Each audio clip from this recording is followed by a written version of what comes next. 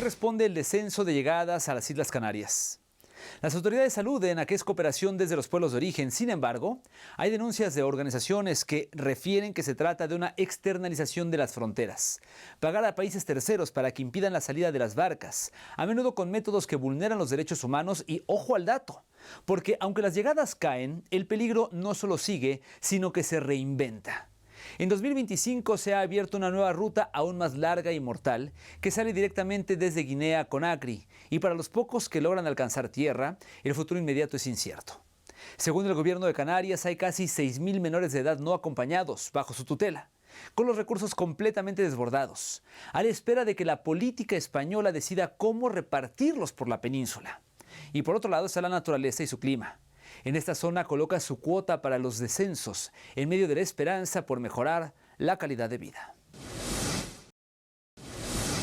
Ante las estadísticas oficiales de llegadas a Canarias que descienden, el discurso institucional argumenta que es fruto de la cooperación con los países de origen. Sin embargo, no son cifras de todo positivas, porque detrás de esos números hay procesos que vulneran los derechos humanos más elementales, y las cifras de los desaparecidos no están claras.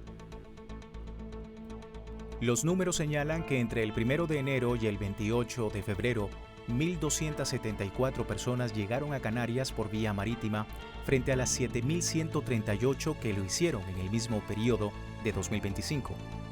Esto supone 5.864 llegadas menos, una reducción de 82,2% según datos oficiales del Ministerio del Interior español. El descenso también se refleja en el número de embarcaciones. En los 2 primeros meses de 2025 se contabilizaron 109 embarcaciones que alcanzaron el archipiélago. En el mismo periodo de 2026, apenas 12, una caída de 89% que pretende mostrar un escenario de control efectivo. Canarias se ha convertido en la única alternativa para tratar de llegar a la Unión Europea ante el cierre continuo de las fronteras.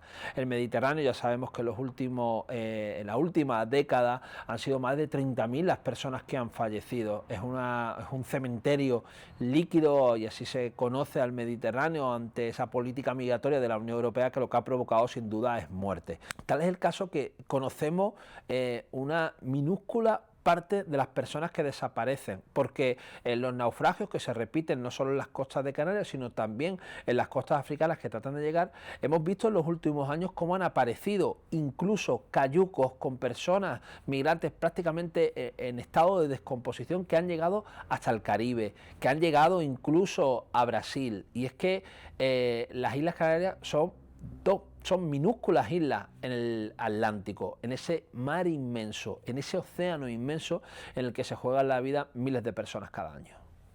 Alertan además que con la política de externalización de fronteras, la Unión Europea paga a países africanos para que contengan a los migrantes. Y lo hacen, pero a costa de devolver a la gente a zonas de riesgo o de maltratarlos en el camino.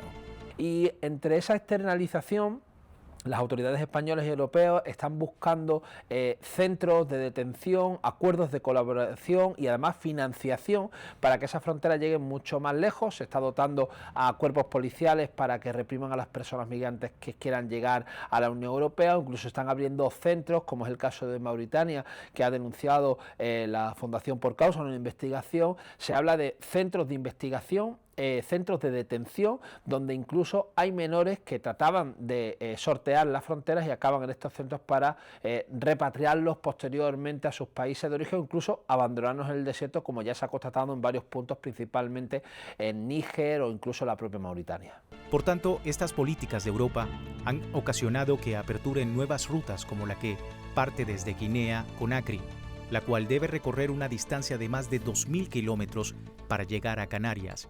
Ya en los medios se habla que es probable que esta ruta sea la más peligrosa del mundo. Los barcos que salen de Guinea pasan hasta 10 o 15 días en alta mar, expuestos a tormentas, corrientes fortísimas y un calor abrasador. Según datos de Frontex, entre enero y agosto de 2025, los guineanos se convirtieron en la tercera nacionalidad más frecuente entre quienes cruzan el Atlántico, con 1.284 personas. la agenda de la ultraderecha ha puesto la migración como uno de los principales problemas. Ya sabemos que la ultraderecha mira y trata de señalar el problema hacia abajo, señalando en este caso a las personas migrantes, a las de otra religión, otra raza, y eso está provocando sin duda que delitos de odio, que los discursos xenófobos sigan creciendo dentro del Estado español, y principalmente se gestan dentro de estos partidos políticos, asociaciones, pseudomedios que están vinculados a la ultraderecha y que propagan este mensaje que genera sin duda, bueno, esa falta de convivencia en muchos puntos. Recordamos que los africanos migran en gran parte por las políticas de aprovechamiento de los recursos naturales de África. Hoy las multinacionales europeas siguen explotando las minas de coltán, el petróleo o la pesca en aguas africanas. España presume dar ayudas al desarrollo, pero lo que ha otorgado no compensa el expolio histórico. En Guinea-Conakry, el país posee una cuarta parte de las reservas mundiales de bauxita, pero la riqueza minera no llega a la población. Un informe del Banco Mundial señala que la tasa de pobreza extrema se mantiene en torno al 52%. Por otra parte, el gobierno de Canarias lleva meses denunciando que hay casi 6.000 menores no acompañados bajo su tutela, con recursos completamente desbordados. Son niños y adolescentes a la espera de que el gobierno central y las comunidades autónomas se pongan de acuerdo para repartirlos. La reforma de la Ley de Extranjería, aprobada en marzo de 2025, contempla una distribución obligatoria, pero su aplicación sigue estancada. Ante esta data, la Cámara de Diputados ha denunciado que entre estos menores se están colando adultos, personas que falsean su edad para no ser devueltas o para acceder ante los recursos. Estas declaraciones han provocado tensiones para la distribución de los recursos y contribuye al odio en sectores de la población que se siente engañada. Que sería bueno que cualquier persona que tenga dudas pueda visitar un centro de menores. De los que están hoy en los territorios frontera, como en el 18 estuvieron en Andalucía, en Baleares o en el Levante en el pasado.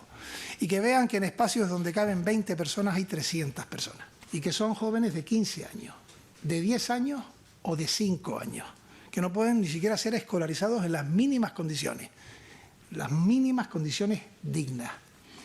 Y que reflexionen, porque en este país fuimos capaces de acoger a decenas de miles de menores que venían tras la invasión de Ucrania y un conflicto bélico, que son los mismos menores, tienen las mismas edades.